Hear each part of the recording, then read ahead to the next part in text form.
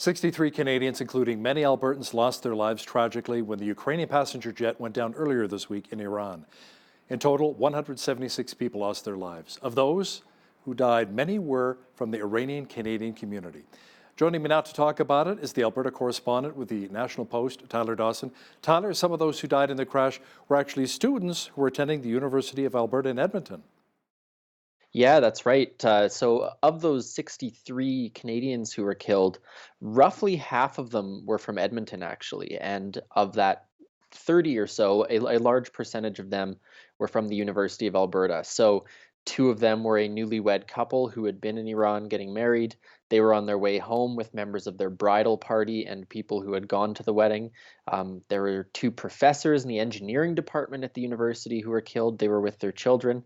So just, all around an enormous tragedy for the Iranian Canadian community here and for everyone. I mean, there's not very many degrees of separation here. I think that's a lot of people died from Canada in this crash. Yeah, very sad, absolutely. Tyler, Premier Jason Kenney recently offered his condolences to the families of those who lost their lives. Now, speaking of Kenney, he recently met with the Deputy Prime Minister Chrystia Freeland in Calgary. Was it a polite and friendly get-together? What did they talk about? Well, it seems like it. So you may recall there was a meeting last year, I suppose now is the way to phrase it, when Chrystia Freeland had come up to Edmonton and they, said the right things and had a polite get together. And the tone, as far as I could tell, was roughly the same as that. So Jason Kenney still reiterating that he has concrete demands in terms of, getting TMX built and having repeals or changes to Bill C-69 and C-48, things like that. And this, of course, comes on the backdrop of the carbon tax coming back. And so, I think, again, we've talked about this before. I think to some extent there is the really good politics of being the cranky premier in public. But at the end of the day, Premier Jason Kenney needs the federal government to sort of work with him on this stuff in a lot of ways. So I think we are seeing if not a softening in relations, I suspect we're seeing a little more savvy politics maybe than we saw for the first half of the year when Jason Kenney was running to be premier and was really, really, really bullish in his approach to how he was going to deal with Ottawa. But that plays to the voter base at the same time. You want to get that support. But, he's a former Harper cabinet minister, so he knows how to play the game in Ottawa. So it's, something you have He to does play both indeed. sides. Yeah. I think people often forget how long he has been in politics and what a pro he is. All across the political spectrum, I think people have a lot of admiration for his political abilities, whether they agree with his politics or not, for sure. Now, a UN committee has called for the halt of the TMX pipeline, citing racism. Tell me more about that. Yeah, so it seems to have been an agreement that was reached among, I believe it's a 16-member UN committee back in December. And the Canadian Press had the story earlier this week, and they want the halt basically of three projects. They want TMX halted, they want the Coastal GasLink project halted, and the Site C Dam, which I believe is in Newfoundland and Labrador. And the idea basically is that the Indigenous groups along the routes have not given their free, prior, and informed consent, which is what this UN committee wants. So what they are asking for is a halt to construction and going back to these groups to get full consent. Now, of course, there have been court challenges from various Indigenous groups about the consultation process on the TMX line. That's what halted construction. Goodness, a year and a half ago now, I guess it would be. So that has obviously been an issue domestically as well. Now, the government of Alberta has sort of hit back saying, well, there have been negotiations done. There's agreements with the majority of Indigenous groups along these routes. But it also reflects, I think, in some ways, some of the divides within the Indigenous community. The example being the Wet'suwet'en group in British Columbia, where the hereditary chiefs do not want the pipeline construction, the Coastal GasLink pipeline construction, and the elected chiefs are more in favor of it. So it's a complicated scenario and, a weird story that has got people kind of worked up in terms of the practical changes it will make. I haven't seen any indication yet that it truly matters. I don't think that construction is going to halt just because the UN committee suggested that it should. The province of Alberta made a big move in December, reducing surgical wait times, Tyler. Close to 70,000 Albertans were waiting for surgery as of May of last year. How is the government going to actually help cut down on these wait times? Yeah, so the idea seems to be that they're going to contract out with private clinics and surgical centers. There is already a lot of surgeries done this way in Alberta. Cataract surgery is, I think, probably the best example of it. But the idea is that you can sort of divert some people from the public system waiting list, and these necessary surgeries will still be paid for by the government, but the idea is that it's going to make things faster. We're not talking about a tremendously huge increase over the next few years, but that is their plan, to reduce wait times in large part. And of course, union groups and the New Democrats saying that this is a step towards American style healthcare and things like that. So that debate is unlikely to stop at any point, especially as we go into contract negotiations and things like that in the next year or two. But that's their plan for now. And as you said, 70,000 people, that's a long waiting list if you're in pain and waiting for surgery. Absolutely. An Alberta Pro-Life Association won a court battle against a $17,500 security fee. This decision will impact students across the province. Can you explain? Yeah, so this one, you have to dredge back a little bit in history for this. So this goes back to a protest in 2015 when the pro-life group at the University of Alberta had a demonstration. There was a counter demonstration. The group wanted the counter demonstrators charged with sort of breaking the student code. And at the same time, they'd applied to hold another protest sometime in 2016. The university came back and said, look, well, we had this, sort of raucous standoff between two groups. You need to foot the bill for security if you want to have this event. Now, the student group said, well, there's no way we can afford a $17,500 bill. So they sued the university, saying that, this amounts to a prohibition on our speech. We are being singled out and things like that. The lower court in Alberta, the Court of Queen's Bench, said absolutely not. Said that this is not, sort of a decision that can be reviewed by the courts. This student group, and they're were represented by the Justice Center for Constitutional Freedoms, which is run by John Carpe. They went to the top court in Alberta, the Alberta Court of Appeals.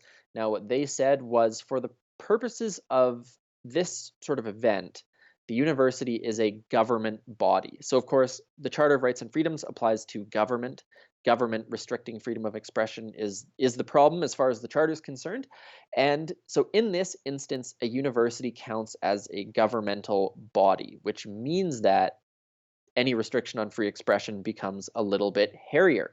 So, this doesn't totally matter in some ways because, of course, the students who sued have since graduated, and so they can't go back in time and hold this protest. But what they can do is, the next time a protest comes up, an application for a protest or some such, the University of Alberta is going to have to think about what the Alberta Court of Appeal said when it's making its consideration on something like security costs. They were basically told that the security cost thing was a little bit unreasonable. There were perhaps other alternatives. They could have put up fences, things like that. So in terms of on-campus protest, it could have implications for how things are determined. And of course, people have been talking as well about the new free speech commitments on university campuses that the UCP asked for. And I put in a call to the government and asked them about that, and they said, well, this is actually a university thing, it's a court thing, we're not. So they didn't really comment on it. But this is happening against the recent issue of free speech on university campuses. Tyler, the carbon tax is back. Many Albertans are not happy about it. I noticed the price of the pumps went up, about 5 cents a litre, and I can't wait to see my natural gas bill for January with the cold temperatures we're getting here. Now, the carbon tax is currently, $20 per tonne, but it's going up to $30 a tonne in April. What will that mean for the average Albertan like yourself and myself? Yeah, so I rent an apartment, so I don't have to pay a natural gas bill at all. Just I don't have to worry about it too much. Sure. Lucky guy, yeah. So what it will do at the pumps probably is add a few more cents to that. So I think the calculation was supposed to be around 4.5 cents when the government was analyzing it. That is a little less than the 7 or so cents that we saw last year when the carbon tax was in place. So yes, those little costs will go up. Not so little costs depending what your job is and where you live. Obviously, down in Lethbridge, lots of people in agriculture and people living in rural areas that this affects a lot more than me in downtown Edmonton, where I can walk to do everything. So that's what's the situation there. And the other thing is that the rebates are coming from the federal government. So even though the carbon tax in Alberta, the federal one, has just started, Albertans are eligible for a carbon tax rebate on their taxes, which amounts to about $444 for an adult, and then it goes down to 222 or something to that effect for dependents and children and so on. So it's going to maybe be a little different at tax season for people. People are going to feel it at the pumps and on their bills a little bit. And of course, the province is vowing to keep fighting in court against this, unsurprisingly. Right. Now, there's some concern that policing costs are going to be downloaded by the UCP onto rural municipalities, and that's going to be a bit of an issue, a budgeting problem for Lethbridge City Council next year, as they'll be starting off the year with around $240,000 in extra costs. That's right. So basically, what the situation is right now for smaller municipalities and rural counties is that the province pays 70% of the RCMP policing costs, and the federal government pays 30, I believe. I may have those backwards now that I think about it. But at any rate, the province and the federal government cover the costs. What is happening now is there's going to be 10% of the cost that is going to be phased in and covered by municipalities. So for Lethbridge County, as you said, that's about $240,000. It'll be larger numbers elsewhere. The county, Wetaskiwin County, had some concerns about this last month. So that this is, of course, in response to the rural crime stuff. There's going to be more police boots on the ground. That was the plan here. But those things cost money, and so the UCP's decision was that municipalities were going to be kicking in a bit more on it. So not colossal numbers by any stretch of the imagination, but of course, if you're a municipality of 5,000 people or something, then these numbers start to become a little bit more difficult, I think. Absolutely. Now, there's been a little bit of controversy surrounding the UCP's War Room and a logo for the Canadian Energy Centre. The NDP, Tyler, they want to see the War Room shut down altogether.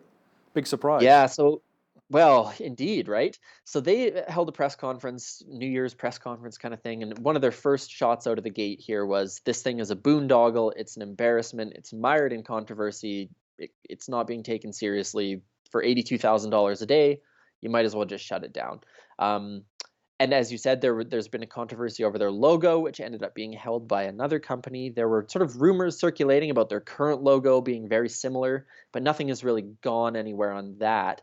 And they've, had a couple social media feuds where statistics and facts have been in dispute. Now, I asked the Justice Minister, Doug Schweitzer, who is on the board of the Canadian Energy Centre, which is the proper name for the War Room, and he thinks they're doing a bang-up job. And Christine Myatt, the Premier's spokeswoman, told the Calgary Herald recently that it was a bit rocky out of the gate, and they would have preferred it to go more smoothly. But they're more or less happy with what is being done there. Now, as media members, we are in an interesting position because in some ways I think they're a competitor of ours, or they're trying to be. They wanted to be thought of as like a media startup when they began. But we also don't have very much access to things like their financials and their strategy planning and stuff like that, where we normally would through freedom of information with government bodies. So it's been kind of an interesting scenario. And as I say, controversy, the NDP wants it shut down. Unsurprisingly, the UCP standing behind it, unsurprisingly. So I think I think that's something to keep an eye out for in the next year, actually, is to what extent the War Room begins to have an impact maybe on the discourse about oil and gas in this province. The war over the War Room continues. Yes, indeed. The Alberta correspondent for the National Post, Tyler Dawson, thanks a lot for joining me today from Edmonton. Pleasure, Hal.